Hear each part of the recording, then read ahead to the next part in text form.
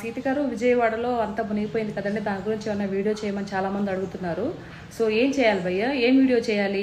ఒక అక్రమ కట్టడం కడుతున్నప్పుడు ఇది కరెక్ట్ కాదని ఆ చుట్టుపక్కల ఉండే వాళ్ళందరి మీలాంటి అందరికీ తెలుసు, కానీ సైలెంట్గా ఉన్నారు. కాబట్టి ఈరోజు ఫలితం అనుభవించండి భయ్య. వాళ్ళు ఎవరైనా సరే ఈ అక్రమ కట్టడాలు కట్టే వాళ్ళకి మాత్రం చెప్తున్నాను, అరే మీకు సిగ్గు శరం మానం మర్యాద ఏమన్నా ఉందరా?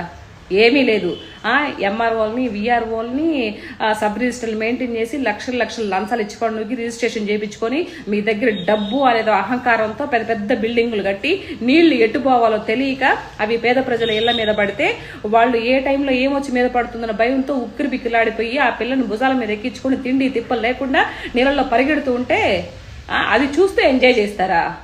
పోయినప్పుడు ఏం నెత్తిన పెట్టుకొని పోతారా? బట్ట కూడా ఒంటి మీద బట్ట కూడా ఉండదు కదరా మిమ్మల్ని పాత పెట్టినప్పుడు. సిగ్గు శరం ఏమన్నా ఉందా? మీ బతుకుల జడ. లక్షల కోట్లు డబ్బులు ఉన్నాయని